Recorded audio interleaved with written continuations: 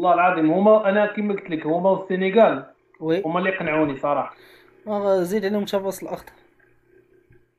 حتى الراس الاخضر. يا ولي لا الله. يلا با ياسين، بالنسبة للمنتخب التنزاني تيلعب بخطة 5-4-1، اش بالك فيها؟ وكنظن بان الخطه ديال 5-4-1 هي انسب خطه بالنسبه للمنتخب ديال تنزانيا، لان ما يقدرش يغامر، خصوصا انه غادي يلعب مع المنتخب ديال المغرب. وي. وكنعرفوا الامكانيات والقوه ديال وسط الميدان ديال المنتخب الوطني المغربي. ما يقدرش يلعب يعني بالبلوك ميديوم ولا بالبلوك هو، لان عارف ان عندنا لاعبين صراع. زياش، بوفال، او شكون اللي غادي يكون في الكوتي كوش باقي ما عرفناش. هذا هو السوسي الوحيد اللي كاين دابا، واللي ما عارفينوش هو انه شكون اللي غادي يلعب في الكوتي كوش بالنسبه للمغرب. غنهضروا في هذه القضيه فاش غنوصلوا للمغرب. نبقاو في الراس المنتخب ديال، مش الراس الاخضر، المنتخب تنزانيا. ديال تنزانيا. عجباش كنت هذا الراس آه... الاخضر؟ آه، وعجباش كذا الراس الاخضر؟ الراس الاخضر منتخب اللي ربح غانا، راه بطبيعه الحال. انا غانا ما عنديش معاهم بصراحه، ولكن المهم الراس الاخضر يستحقوا انتصار مع منتخب غانا. ماشي هما نرجعوا الصحق لتنزانيا. يستحقوا ليه. فوالا، تنزانيا لو ستيل دو جو ديالهم 5-4-1. الخطوره عندهم جوج ديال الاسماء وي. كما كلشي كيعرفهم. عندك لاعب اللي كنعرفوه كلنا، كان جاور البطوله المغربيه، لعب في الدفاع حسني جديدي، لعب في الوداد اللي هو سايمون صوبا. ولاعب اللي كنعرفوه حتى هو، كنعرفوه من 2013 فاش كان مع صمتا حدابي حدابي. نادي ساماطا.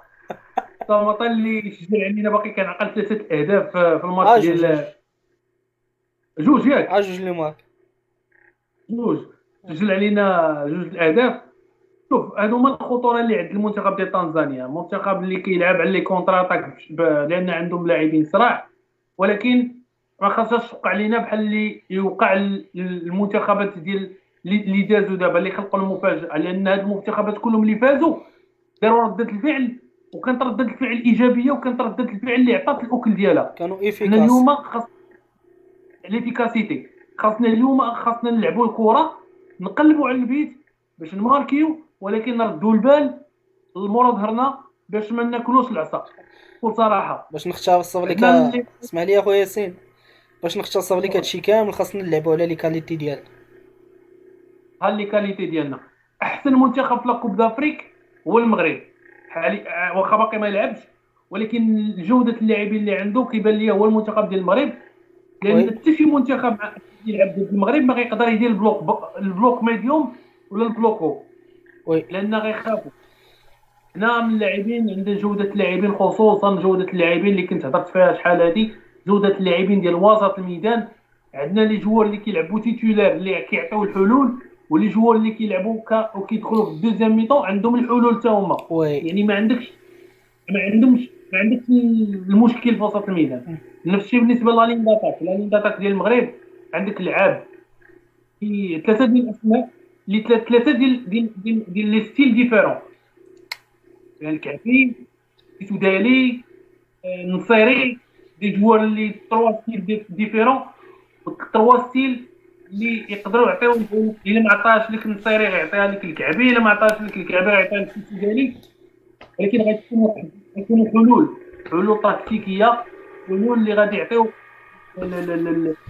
المنتخب الوطني المغربي ان شاء الله انه يسجل في المباراه ديال غدا. وي. ايوا يكون خير اودي ياسين. ها، ويكون خير. ان شاء الله. بالنسبه لي بالنسبه انا اسمع لي، بالنسبه لي انا المنتخب التنزاني محالوش يعتمد لا ميم ستيل جو اللي لعب معانا به في طنزانيا.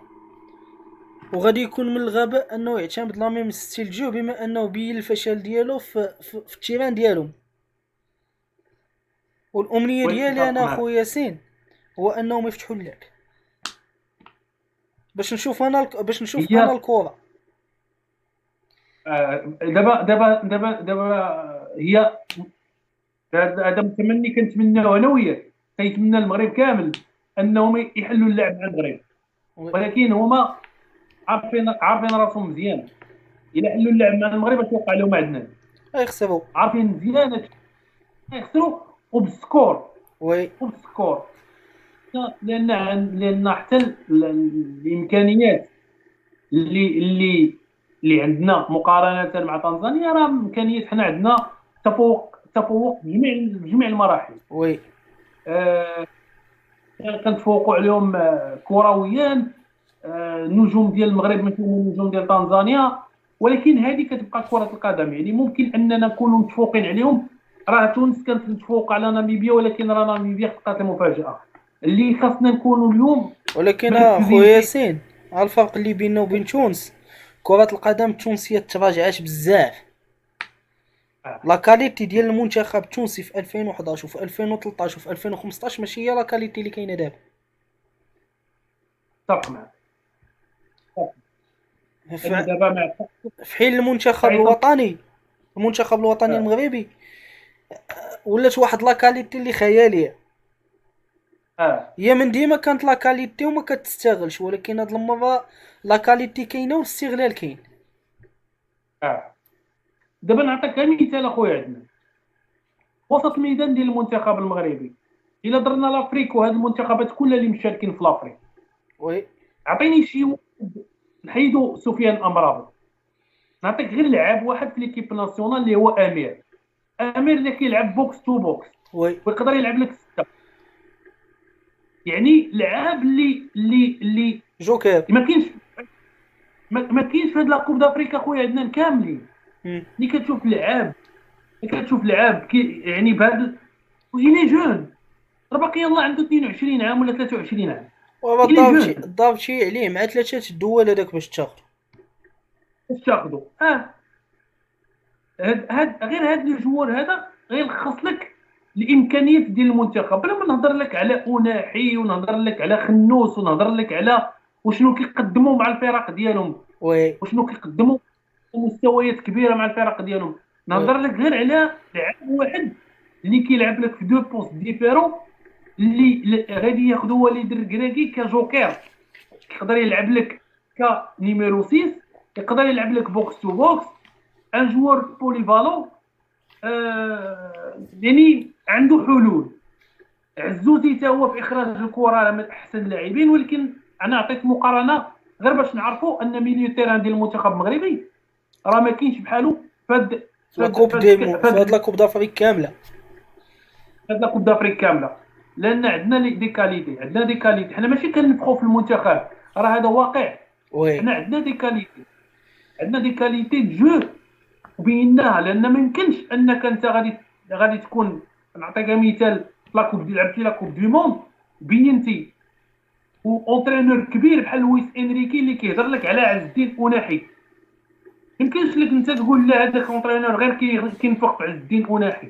وي ما يمكنش لك تقول بان غاتوزو ماشي مدرب، حيت كي بحال دابا يقدر بزاف الناس تيقول لك لا كيلعب اناحي وكيلعب امين حارث حيت عنده معاهم ولا ما عرفتش شنو كيعتقدوا. لكن لا كاليتي ديالهم اللي كتسمح لهم يلعبوا. خنوس مع الفريق ديالو بلجيكا راه كيقدم مستوى كبير، راه من احسن اللاعبين في الفريق ديالو. ابا خويا ياسين اسمح ليا، حيت هاد النقاش ديال لا كاليتي صعيب شويه. ابار على ان اللعابه لا كاليتي ديالهم والنيفو ديالهم هو اللي كيلعبهم، ولكن لا كاليتي ديالهم واش كتماشى مع التفكير ديال المدرب. حيت الله كاينين دي جوور اللي عندهم لا كاليتي ولكن ما كيتعيطش ليهم. جوستومون خويا عدنان، غادي نوقف معاك في هذه النقطه هذه. النقطه هذه جد مهمه، وهذه النقطه هذه هي اللي ما كايناش عند بزاف ديال لي زونترينور. وي وهذه النقطه هذه اللي وليد الركراكي ركز عليها مزيان. وليد الركراكي ركز على واحد العامل مهم جدا، هو هاد نفس العامل اللي كان مركز فيه فاش كان في الوداد، هو ليسبري ديال لو جروب. وي وملي كيقول عندك انا عندي جروب، وليد الركراكي كيختار لاعب اللي غيكون معاه مزيان، كسو سوا في الماتش، كسو سوا في لي زونطرينمون، كسوا لوطيل فيما كان لعاب اللي غيسمع وغيطبق. ماشي لعاب اللي غادي يقول لك لا انا خاصني نكون تيتولار، لا انا راه زياش، راه كلشي كيعرف لك الكاركتير ديال زياش، راه حتى واحد ما قد على زياش الكاركتير ديالو. جا وليد الركراكي شفنا زياش تبدل، شونجمون راديكال معلم. شونجمون راديكال ديال زياش. عرفتي واحد النسبه كبيره ان اللعاب عنده كاركتير اللي كنعرفوا زياش قبيح، كنعرفوا زياش عصبي، كنعرفوا، ولكن زياش مع وليد الركراكي سولا فاتي جمالي تقول لك سولا فاتي جمالي تقول لك شكون هو زياش. هذيك عطاتنا خلاصه القول. ملي كتشوف عندك منتخب جروب زوين وي راه كتمشي بعيد، جروب زوين يعني ما كاينش مشاكل، ما كاينش. نعطيك مثال 2000 فاش كان ايرفي رونار اخر كوب دافريك لعبنا مع ايرفي رونار، واقيلا كانت هي 2017 2019 2019 لا 2019 كنا مع وحيد. لا 2017 هيفي رونار، 2019 هيفي رونار، 2021 فايد. اكزاكتومون عندك الصح. 2019 مع رونار شنو اللي كان مشكل كبير، مشكل ديال حمد الله، مشكل ديال احمد ديال بالهنده مع سميتو فيصل فجر. كان داكشي كان داكشي كومبليكي، كانت باينه من الاول بانك غتمشي لكوب دافريك اصلا ما عندكش جروب، ما عندكش الله ايكيب، نخليك غادي سون ايكيب. سي فغي مشيتي الجو ماشي ديال الكره. ما سمعتكش اخويا عدنان. قلت لك كان الجو ماشي ديال الكره. كان الجو ماشي ديال الكره، لان حتى النتائج وراه النتائج كانت تاهلتي ب9 نقاط، ولكن شكون اللي قصاتك البنين. واخا داك الماتش ديال البنين فيه الهضره بزاف ولا دخلنا ليه ما غنساليوش، ولي شوا ديال ايرفي رونار ومخلي بن عطيه ومدخل داكوستا، يعني ما بلا ما ندخلوا في خلينا في شي حاجه جديده. صا ياسين هذوك لي 9 بوان اللي خديتهم ما خديتهمش باقناع. الله يرحم الوالدين. ماتش واحد اللي قنعتي هو ماتش ديال لاكوت ديفوار، حيت هو بغى يلعب ضد لاكوت ديفوار، حيت هو كيعجبو يلعب ضد لاكوت ديفوار. لان مني جا المغرب هو كيربح لاكوت ديفوار. وي وبالنسبه لي انا هيفي رونار عزيز عليه انه يربح ليكيب لي غرون ايكيب دافريك. لا ايرفي رونار من لي زونترينور زوينين، انا كان كيعجبني لو ستيل ديال ايرفي رونار، لي زونترينور زوينين، ولكن لونتوراج اللي كان محيط بايرفي رونار هو اللي خلى فهاد لا سيتوياسيون. لان ملي كتشوف كيفاش وليد الركراكي اسبوع قدر انه يبدل عقليه لاعب مغربي. تخيل معايا عقليه لاعب مغربي يبدلها اونترينور في اسبوع. عاد يعني كيفاش مشينا لا كوب دي موند وكيفاش كانت لا جوا في لا كوب دي موند، يعني الحمد لله دابا اكطوالمون عندنا اونترينور مزيان، اونترينور زوين، خاصنا غير نخليوه يخدم. المهم شنو هو التوقع ديالك للطريقه اللي غتلعب بها طنزانيا غدا ان شاء الله؟ بالنسبه لي التوقع ديالي جو بونس غادي يلعبوا انا غادي يلعبوا كنظن يقدروا يلعبوا بنفس الطريقه اللي يلعبوا بها ضد المغرب، لان ما عندهمش سوليسيون واحد اخر، ما عندهمش ميثود واحد اخر. يعني يقدر الى غامر غياكل العصا، الى رجع اللور غياكل العصا، اللهم يرجع اللور ويدافع افضل ما انه يطلع بالبلوك ويغامر. لان المنتخب ديال طنزانيا دابا ملي غادي يلعب ضدنا راه حتى هو غادي عيني غيتحلوا، غيقول المنتخبات اللي لعبوا خلقوا مفاجآت، انا باستطاعه ديالي انني نخلق المفاجاه ونلعب. ونتمنى انه يامن بالحظ ديالو انه يستطيع يخلق المفاجاه. مزيانه لينا القضيه. مزيانه لينا مخيره كاع. بالنسبه لي انا خويا ياسين، اللي كنتوقع ان بلاصك 5 4 1 غادي تبقى 5 5، ولكن الكاتر غتولي 3 والان غتولي 2 غتبدل المنظومه في الميليو تاعها. في الميليو. غادي يطمع غتبدل انه المنظومه. يسجل، غيطمع انه يسجل شي هدف. اه صح. وإلا غيطمع انه لاحظتي يسجل. بغيت نرجع معاك اخويا ياسين، هاد اللقطه هادي ما قلتهاش قبيله، ماتش ديال تونس وناميبيا. اه ناميبيا دخلت لعبه ب 5 3 2، ولكن ان فوا شافت المستوى ديال تونس كيفاش داير في هذيك، وفي 3 دقائق تبدل السيستم. شي طلع ديفونسور ديال ناميبيا، طلع لعب في الميليو تيران، ولاو لاعبين ب 4 4 2. وياه في دقيقه 3، في دقيقه 3 تبدل السيستم. من سيستم دو جو. آه. آه. المدرب عارف بان تونس محدوده وي وغادي يطلع يلعب، ما عندوش مشكل. يلعب لابال. ولكن واحد القضيه، فوالا، ما يفو با كومباري تونس بالمغرب. راه كيما قلت قبيله على تونس ميليو تيران راه ثقيل، المغرب راه ميليو تيران راه فرمشه عين ماشي لا يعطيك ميم باس كاليتي، دوينا عليها ياسين، ماشي لا ميم كاليتي، ماشي نفس الكاليتي اكزاكتومون. لا مقارنه. لا مقارنه. هو نتمنى. بالنسبه للمنتخب المغربي ما غنطولوش فيها خويا ياسين. الله دابا انا بغيك تعطيني الطريقه اللي غادي يلعب بها، شنو هي الخطه والطريقه اللي غيلعب بها. الخطه والطريقه اللي غيلعب بها، ونزيد حتى التشكيله المحتمله ديال المنتخب المغربي، غنقولوها الطريقه. غنقولوا اه غنقولوا التشكيله المحتمله هي الاخرى. المهم نهضروا على الطريقه. وليد الركراكي من نهار جا ليكيب ناسيونال هو كيلعب بالسيستم ديال 4 1 4 1. وي كاين لو دوت بالنسبه لي انا، كاين لو دوت ان سول جوار كما قلتي غنخليوه حتى الاخر ونهضروا فيه نهضروا فيه في التشكيله. اما طريقه اللعب غتكون 4 1 4 1. غادي يكون واحد الحاجه اللي ما شفناهاش في الماتش ديال تنزانيا، في الماتش الاخر غتكون واحد الحاجه اللي هي الضغط العالي. وي الضغط العالي اللي ما شفناش، واللي ربما في الخفاء وليد الركراكي ما بينوش، لان ربما الفتره غتكون قصيره بين المباراه ديال الاقصائيات وكاس افريقيا، لهذا المدرب ما غاديش يبين طريقه اللعب ديالو. غادي نضغطوا من الصيري مورانا من وسط الميدان اللي غادي يكون اللي اللعابه اللي غيكونوا في الميليو تيران، وغادي نضغطوا حتى بلي زاغيغ لاطيرو ديالنا، حتى بحكيمي وبعطيه الله.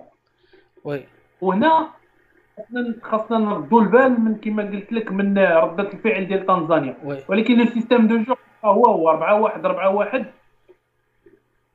وبالبناء البناء غيكون متجه في واحد الاتجاه ديال التريبلي اللي كاين في لو كوتي دروا، اللي فيه حكيمي زياش وناحي، تما فين غيكون التركيز.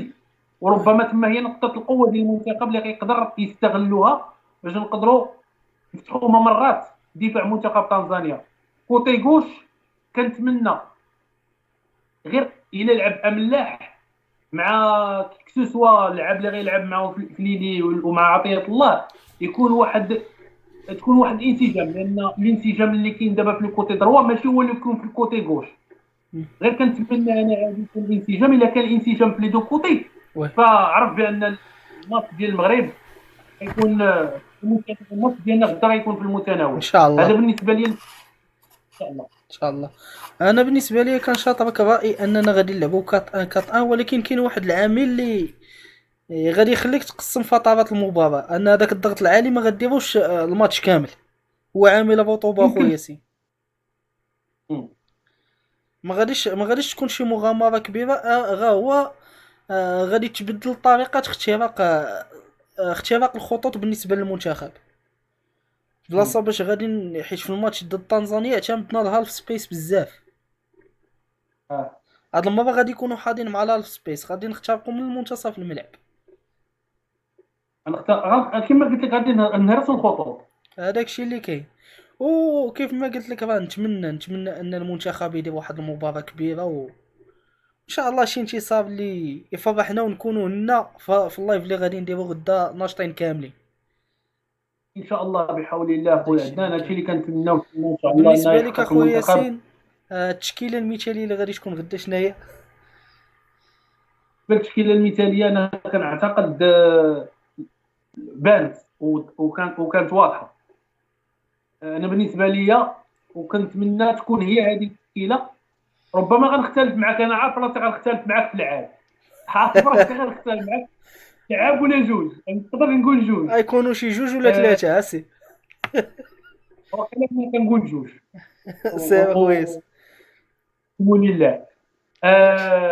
كنقول انا بالنسبه ليا بالنسبه للغارديان دو بوت غيكون ياسين بونو. لا ديفونس بالنسبه لو كوتي دروا كنظن ان غيكون اشرف حكيمي، نايف اكرد حداه، غانم السايس، ويحيى عطيه الله. وي. انا كرجل ارتكاز غادي يكون هو سفيان امرابط. الجهه اليمنى غيكون فيها حكيم زياش. الجهه اليسرى هذا هو الاختلاف الاول اللي غيكون بيني وبينك، انا كنقول بوفال. وسط الميدان غادي يكون رجل رب، هو اللي كيعتمد عليه دائما وليد الركراكي سليم املاح. وي. بالنسبه لي انا اللي حداه كموزع ولا كمانور دو جو غادي يكون عز الدين اناحي. وفي الخط الامامي كلاعب اون بوينت، وهذا الاختلاف الثاني غيكون انا كنقول يوسف النصيري. وهذه هي التشكيله المتوقعه عندي انا بالنسبه لي انا. بالنسبه لي انا خويا ياسين في كات ان كات ان حراسات المرمى كاين ياسين بونو، قلبي الدفاع نايف اكراد ورومان سايس. الظاهرين غادي يكون حكيمي وعطية الله. وسط ميدان دفاعي غادي يكون سفيان امرابط. اللاعب رقم 8 رولايور، وهذا اختلاف بيني وبينك. غادي نحط عز الدين اناحي، ومنوب جو غادي نحط سليم املاح. مهم. ومن بعد غادي نقول لك علاش غدا، ونقول لك علاش درت هادشي ان شاء الله. بالنسبه لي انا رقم 7 غادي يكون حكيم زياش، رقم 11 عبد الصمد الزلزولي. الاختلاف الثاني زيد. و اتاكون دو بوين غادي نحط ايوب الكعبي. عرفتك كتقول عرفتي انا حيت كنا هضرنا في الاوف اخويا عندنا في البريفي وقلتي يا لي تشكيله متوقعه، قلتي اقالش قلتي على لي تشكيله متوقعه. وعطيت علاش انا اعتمدت هاد التشكيل. فوالا عطيتيني علاش اعتمدتي على ايوب الكعبي. المهم هذا اللي دخل، سواء التشكيله اللي قلت انا ولا اللي قلتي انت، اللي دخل يقضي الغرض. اللي هذا دخل هو اللي مغربي. كيهمنا. اللي دخل مغربي. ها اللي دخل اللي دخل راه مغربي، مغربي. هو الشعار هذا غيبقى الدم. دائما وابدا هذاك الشيء اللي كاين اخويا ياسين. ايوا ان شاء اخويا الله. ياسين ما نطولوش عليك، كنشكروك اخويا على هذا اللايف، ونتمنى الاخوان يكونوا استافدوا من الهضره ديالك. وتحيه ليك. وقبل ما نختموا نبغيو الاخوان اللي معنا انهم يشاركوا معنا في القناه، ويدخلوا لي ريزو سوسيو ديالي، لا انا لا الاخ ياسين يشاركوا فيهم. راه كاين بزاف د الحوايج ما يدار، وان شاء الله ما غيكون الخير. ونخلي لك كلمه اخيره للجمهور اخويا ياسين. نتمنى ان شاء الله يكون هذا اللايف داز فيه ظريف، ونكونوا يعني قدمنا يعني المطلوب منا صراحه. تنتمنى ان المنتخب المغربي غدا يعني يفرحنا انتصار 3 نقاط، انطلاقه جيده. نتمنى ان شاء الله انه يكون الاداء كذلك اداء مشرف. كلنا ثقه وليد الركراكي، كلنا ثقه اللاعبين ديال المنتخب المغربي انهم يقدموا مستوى كبير ويقدموا اداء يشرف الكره المغربيه ويشرف رابع العالم. كنتمنى منكم كذلك كما قال الاخ عدنان انكم تدعمونا بلايك ولا عجبكم الفيديو، كذلك الاشتراك في القناه وتفعيل الجرس لكم لي نوتيفيكاسيون ديال لي لايف اللي كنديروا، وكذلك بالنسبه للفيديو اللي كنديروا. وصراحه كلنا امل بتحقيق المنتخب الوطني المغربي لاول 3 نقاط، واول منتخب عربي ان شاء الله يحقق الانتصار في كاس افريقيا. ان شاء الله اخويا ياسين. المهم راك عارف اخويا دابا الساعه راه تقريبا الثانيه ليلا، اييه لي لايف راه طوال كثر من القياس. وان شاء الله غدا غادي يكون شي لايف اللي نكونوا فرحانين فيه كاملين. وإلا ربحنا ان مولانا. شاء الله غنبقاو مع الخوت حتى الشهر 4 ولا 5 الصباح، ما عندناش المشكل. المهم يكون الجمهور ديالنا فرحان. هادشي اللي كاين اخويا عندنا. نتمنوا الخير، نتمنوا انتصار المنتخب، ونتمنوا ان شاء الله نفرحوا غدا في اللايف ديالنا اللي نتمنى يكون زاهي. هادشي اللي نتمناه. ان شاء الله اخويا ياسين، وربما غيدير اللي فيها الخير.